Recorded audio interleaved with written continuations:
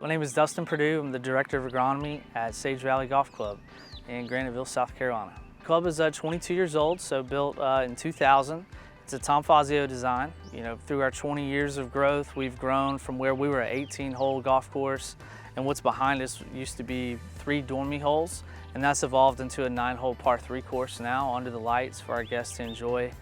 Is one of the many amenities when they're here. Guest expectations is everything. Our job is to provide a product for them to enjoy. Mornings are always busy. We start at 6:30, first tee time's at 8 o'clock. So everything we have is geared to allow us to stay ahead of golf so we're done and prepare the surface to the best of our abilities before they get there. There's the daily execution of mowing grass, and then there's the bigger picture of fertility schedules, agronomic schedules, when we're going to airify, verticut, top dress, and then how do we put those into a regular work week. Another part is just trying to prepare the surface before the level of golf or the amount of golf that we have. So specifically here at Sage Valley, we overseed the 18-hole golf course with ryegrass, and that turns us into a 12-month operation. We have a base of 419 Bermuda grass, and then in the fall, in September, we plant ryegrass seed into that, and we're fertilizing to encourage that growth. There's lots of mowing then to get it as dense as possible. We go into a very busy time of year for our membership for the fall. So getting that juvenile plant ready for them to be able to come and play on is a big task in a short amount of time.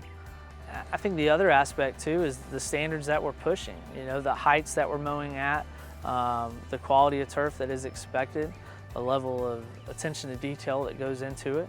We're constantly changing heights until we get into a phase of where we can keep them for a little while. So like in the beginning, when we overseed, we have to start out our fairways very high in height because it's a brand new seed. We want it to get established. So we'll start off at 750 or 3/4 of an inch, mow it 2 or 3 times, and then eventually we're working it down gradually, and then we transition into the spring of where we want to mow as often, low, frequent as possible because we want to promote the Bermuda grass by getting rid of the ryegrass by mowing more frequently and at a lower height to allow that sunlight to get down to the Bermuda to help with the transition. The technology in the mowers is huge. One thing allowing us to have the same mow speed on all the fairway mowers, because the lower that you go, you want to create that same consistency of cut. Doesn't do any good if one mower's mowing at 10 miles an hour and another is at 4, so that creates that same consistency of clip or frequency of clip.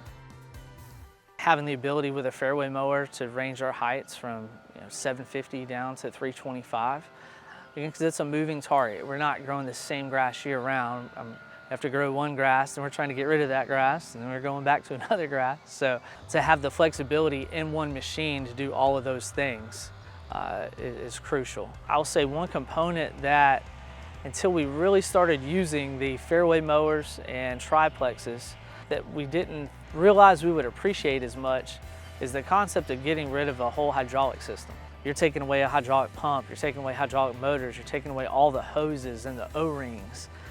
If you have an O-ring and a leak, well then the hydraulic oil itself being so hot is what'll kill the grass.